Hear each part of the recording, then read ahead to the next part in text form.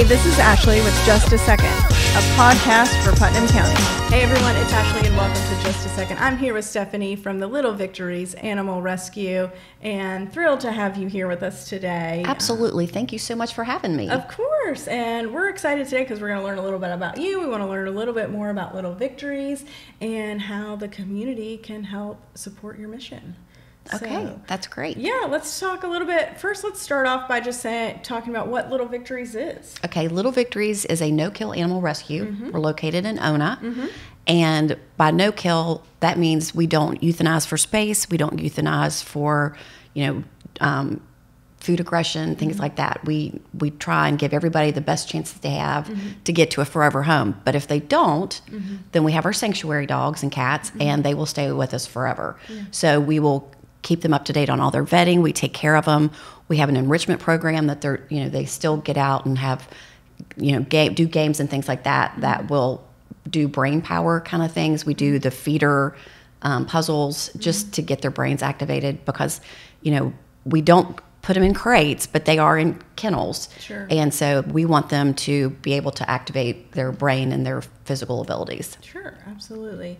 And what inspired you to want to join the team at Little Victories? Well, I've always been somebody who wants to do good by others, for others. And I was at a school and I'd started a food and clothing pantry and saw the rewards of doing that. And then when this job became available, I was like, one of my things that I've done in the past was meeting and event planning. Mm-hmm. So I thought this would be a great way to make a difference, to utilize my skills as an event planner for fundraising and stuff. So it just turned out to be a really good fit for me. Yeah, absolutely. Tell us a little bit about the history of Little Victories and how it became to what it is today. Okay, so about 25 years ago, a woman named Sue Brown, she wanted to do a no-kill rescue, and she was bringing in everybody. And so they were stacked on each other. And, to do it the right way for healthy animals and things like that, slowly they started not having as many.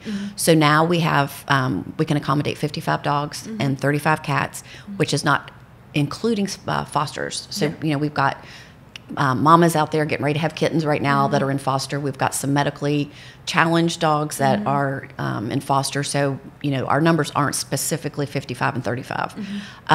But we just want to be able to do the best by these animals, and that's why we don't have a bunch. And we are no-kill, so we don't have the turnover like shelters, like county shelters and things like that, because we keep them, till they find their perfect home. Yeah, for sure.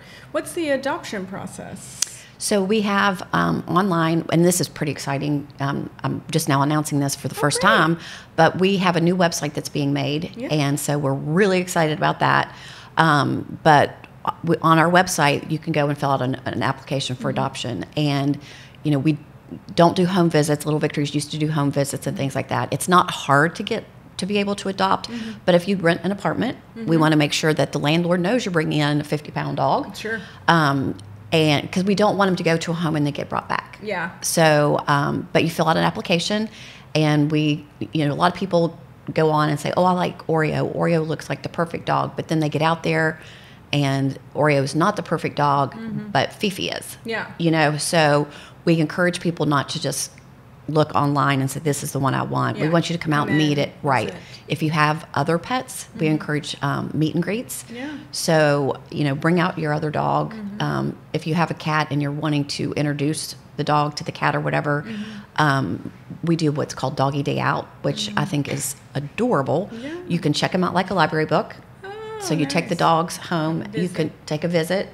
A lot of times people just come and check them out and take them to the park or one of the pet stores to get treats. Yeah. But that too is really important because the animals get out of the stress of the environment. Yeah. So Yeah, it's good. It's like a little field trip for them. exactly. Yeah, And we like our field trips. We like when they get to go on field trips. Yeah. Has there ever been a dog or a cat come in that you have, you just love their story, or is there a dog or a daily. cat that inspires you? Yes, daily. I mean, unfortunately, so many of the stories are sad. You know, there are a lot of sad stories out there. I literally left the farm today, and a woman was trying to surrender a dog to us that the owner had had a stroke, and you know, so there's a lot of those kind of stories. But there's a lot of positive stories. Like, for instance, 4 years ago, we had 44 cats dropped off in a medium-sized dog crate. And, I mean, literally all crammed in there. And it was insane. There were a lot of tears. Unfortunately, only 30 lived. But those 30 found homes, and we're getting ready to do an anniversary little thing on a few of the cats. You know, where are they now? So there's a lot of positive things, but there are some sad. I mean, and people say to me, "How do you all do it?" Some days are tough. Some days are tough, but some are rewarding. I do on WSAZ every Wednesday. I do a pet of the week. And I had been at the farm for about, I don't know, 4 months, and had been doing these every week. And one day I took a dog on, and I'm like, this is the one. This one has to go home with me. So he's still with us. His name is Michelob Ultra, and we call him Mick. But yeah, they just, you know, they pick you. They really do. Oh, that's sweet. I had a Rottweiler once named Tequila Sunrise. Oh, that's cute. We called her Tika, but that's awesome. She was a big old Rottweiler. She came named. She was given to us by my mom is a teacher, and a little kid had come to school upset because they were about to be evicted because they had a dog in an apartment that they weren't supposed to. And so, of course, my mom, if anybody knows my mom, she is an animal lover of all types of animals. And so she, I think that was actually kind of what, Tika was kind of what streamlined her love of animals and animal rescue and all of that. And so, so we had her from when I was in first grade until in college. Wow. That's awesome. So, but yeah, that was a fun. She was a really good dog. She was nicer than my Chihuahua any day. So. You'll have that. Yeah. So, what's some of the things that you guys are working on right now? So we're getting ready to do some cram the vans, which are like we go to Tractor Supply, and when their guests come in, we give them a list. And right now, we're not looking for food. We're looking for like shovels and rakes, weird things that people don't think about. You don't think that Everybody wants to give us food, and I'm like, but we really need stamps, or we really need a shovel or a weed eater. Because if it's not donated, I have to buy it. So, and that also brings me to, speaking of buying things, it costs about $1,600 a day to run the farm. And so that's my job. I'm responsible for raising, all that money. So that's why these fundraisers are very important to us. Absolutely. Yeah, for sure. And so we'll make sure to have the fundraising event put up on the calendar and share with how people can get tickets. And I'm assuming on your new website there'll be maybe like a list of things that people could donate that are not food. You know, things to think about that people can help support you to offset some costs with some items that, like shovels and things like that. And it is, we do have a wish list. As a matter of fact, I was going through the new website yesterday, making sure everything's on there. And the wish list, I mean, it does seem weird, but like I said, if I don't get it donated, then I have to pay for it.